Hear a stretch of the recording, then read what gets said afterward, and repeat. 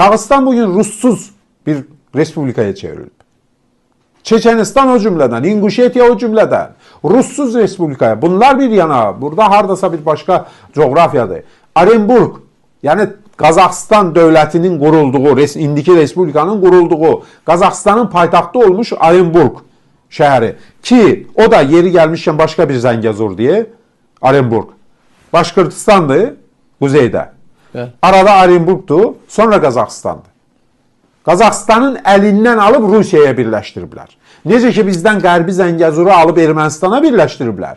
Ki Türkiyə ilə Naxçıvanın, Azərbaycanın digər ərazisi Naxçıvanla aramızda bir uçurum yaransın. Eyni şeyi orada eləyiblər. Yeri gəlmişkən başqa bir Zəngəzur da var. Bunun haqqında da heç kim danışmır, mən danışım.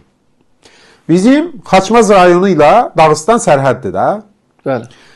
Xaçmazdan Dərbəndə 50 kilometr filan məsafədir. Yəni qədim Azərbaycan şəhəri. Oradakı Zəngəzur bilirsiniz nədir?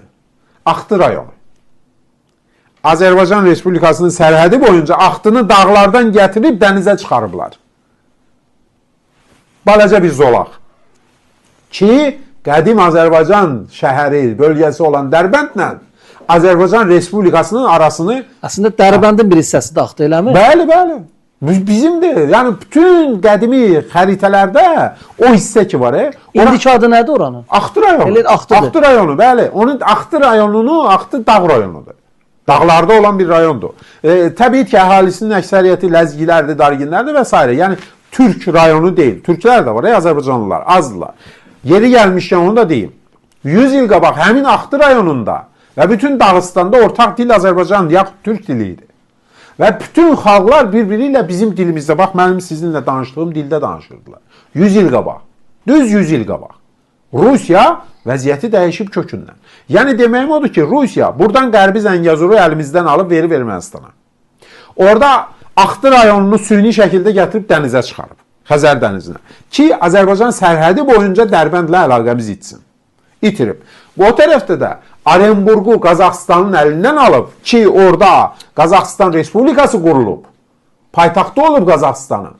Paytaxtını əlindən alıb ki, Başqırtistanla Qazaxıstan arasında bir Zəngəzur dəhlizi, yaxud Zəngəzur bölgəsi yaratsın. Görürsünüzmü? Hər yerdə eyni şeydir. Ona görə də mən bütün çıxışlarımda deyirəm ki, Rusiya bir dövlət kimi doğrudan da xoşməramlı davranmaq istəyirsə, bunu bizə göstərmək istəyirsə, Dərbəndə Azərbaycana güzəştə getməlidir. O tərəfdə Abxaziyanı, Güney Osetiyanı Gürcüstana qaytarmalıdır. Bu tərəfdə Orenburgu Qazaxıstana qaytarmalıdır. Orada da Türk coğrafiyasının arasını belə açıblar.